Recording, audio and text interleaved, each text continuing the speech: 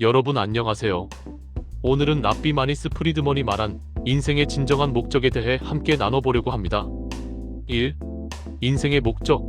왜 이렇게 우리를 괴롭힐까? 우리 모두 한 번쯤 이런 질문을 해본 적이 있을 겁니다. 도대체 인생의 목적이 뭐지? 나는 왜 태어났을까? 마니스 프리드먼은 이렇게 말합니다. 이 질문에 대한 답을 모른다면 사실 아무것도 모르는 것과 같다. 우리가 알고 있는 지식, 정보, 자기계발, 여러 이론들은 전부 해설과 주석에 불과합니다. 그 해설을 하나로 꿰는 전체 이야기, 그게 바로 인생의 목적은 무엇인가? 라는 질문에 대한 답이라는 것이죠. 그래서 이 질문은 단순한 철학적인 취미가 아니라 내가 왜 태어났는지, 왜 이렇게 기뻐하고, 왜 이렇게 상처받는지, 내가 겪는 모든 경험이 무엇을 향하고 있는지, 이 삶 전체를 관통하는 질문입니다. 이 목적은 내가 정하는 게 아니다. 우리는 종종 이렇게 말합니다. 많이 생각해본 끝에 내 인생의 목적은 의사가 되는 거야. 나는 좋은 부모가 되는 게 내 인생의 목적이야. 하지만 프리드먼은 이것을 목적이 아니라 의도라고 부릅니다. 내가 인생이라는 무대 위에서 무엇을 하며 살지를 정한 선택, 진로, 계획에 가깝다는 거죠. 그가 말하는 진짜 목적은 이렇습니다. 목적은 존재하기 전에 먼저 있어야 한다. 자동차를 예로 들어보겠습니다. 자동차를 만든 다음에 어디에 쓸까? 하고 고민하는 사람은 없습니다. 처음부터 사람을 어디론가 이동시키기 위해라는 목적이 있었고 그 목적에 맞게 바퀴, 엔진, 좌석이 설계됩니다. 만약 목적을 모른 채 뭔가를 만들면 어떻게 될까요? 겉보기엔 그럴듯한데 실제로는 그냥 소파일 수도 있고 침대일 수도 있고 아무 역할이 없는 이상한 물체가 될 수도 있습니다. 인간도 마찬가지입니다. 내가 태어난 뒤에 내가 정한 목표가 아니라 내가 태어나기 전부터 이미 있었던 이유, 그게 바로 인생의 목적이라는 거죠. 그래서 결국 이 질문은 이렇게 바뀝니다. 왜 나는 태어났는가? 왜 누군가는 나를 만들었는가? 3. 목적을 묻는 순간 우리는 이미 창조자를 전제한다. 프리드먼은 중요한 한 가지를 지적합니다. 우리가 정말 괴로워하면서 도대체 인생의 목적이 뭐야? 라고 물을 때 사실 그 안에는 이미 어떤 믿음이 들어있다는 겁니다. 우연히 아무 이유 없이 태어난 건 아닐 것이다. 나를 이렇게 만든 어떤 이유가 있을 것이다. 즉, 나를 이유를 가지고 창조한 존재가 있을 것이라는 전제가 이미 깔려 있다는 것입니다. 그래서 그는 이렇게 말합니다. 신이 우리를 창조하지 않았다면 인생의 목적은 없다. 신이 있다 해도 그냥 이유 없이 장난처럼 만들었다면 역시 목적은 없다. 하지만 우리는 특히 힘들 때 이렇게 묻습니다. 왜 나에게 이런 일이 일어나는가? 왜 이렇게 고통스럽게 만들어졌는가? 이 질문은 결국 이렇게 번역됩니다. 당신이 나를 이렇게 만든 이유는 뭔가요? 이미 나를 만든 당신이 있다고 부르고 있는 셈입니다. 4. 왜 좋은 사람에게 나쁜 일이?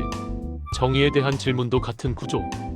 프리드먼은 또 하나의 고전적인 질문을 가져옵니다. 왜 좋은 사람들에게 나쁜 일이 일어나는가? 이 질문도 마찬가지입니다. 우리는 어딘가에서 선하게 살면 보상받고 악하게 살면 벌을 받는다는 이야기를 들었습니다. 그런데 현실에서는 착한 사람도 병에 걸리고 사고를 당합니다. 그래서 우리는 이렇게 묻습니다. 하나님, 이게 무슨 일입니까? 그런데 만약 신이 없다면 어떨까요? 그냥 우연, 확률, 운일 뿐입니다. 왜 정의롭지 않지? 라고 항의할 대상 자체가 없습니다. 마찬가지로 인생의 목적은 무엇인가?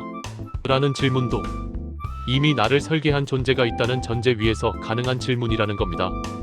5. 인생의 목적은 관계다. 혼자가 아닌 상태. 이제 가장 중요한 결론이 나옵니다. 인생의 목적은 관계다. 혼자로 남지 않는 것, 진짜 연결을 맺는 것이다. 프리드먼은 성경의 한 문장을 인용합니다. 사람이 혼자 있는 것이 좋지 않다. 그는 이 말을 단순한 심리 묘사가 아니라 가치 판단으로 읽습니다. 좋지 않다는 건 힘들다, 외롭다, 불편하다.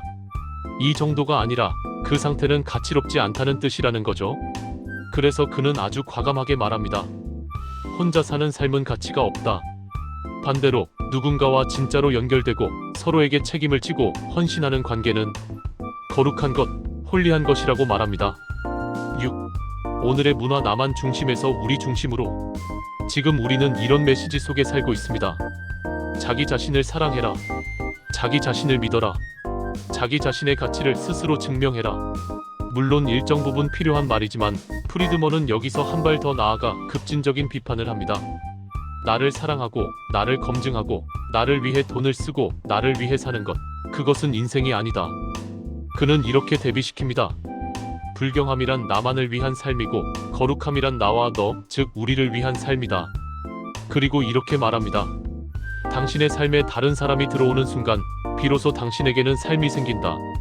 나에서 멈추지 않고 우리로 확장될 때 그때 비로소 인생이 시작된다는 것이죠. 7. 결혼 가장 거룩한 선택.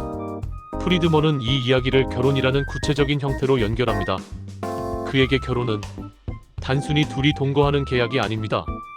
진짜로 잘 결혼한 사람들은 영원한 소울메이트다. 결혼은 두 사람이 서로에게 자신을 내어주고 나에서 우리로 존재 방식이 바뀌는 사건, 그래서 인간이 할 수 있는 가장 거룩한 행위라고 말합니다.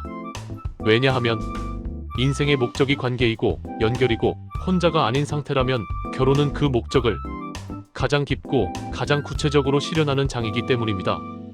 8. 마무리 인생의 진짜 질문. 이제 우리에게 남는 질문은 이런 것 같습니다. 나는 나만을 위해 살고 있는가? 아니면 누군가와 진짜로 연결된 우리로 살고 있는가? 프리드먼이 말하는 인생의 목적은 원대한 업적이나 화려한 성공이 아닙니다. 누군가와 진짜로 관계를 맺고 그 관계를 통해 나에서 우리가 되는 것. 그 속에서 우리는 우리를 창조한 존재의 의도와 만나게 됩니다. 여러분 각자의 삶 안에서 이 우리를 어떻게 만들어갈지 한번 깊이 생각해보면 좋겠습니다. 경청해주셔서 감사합니다.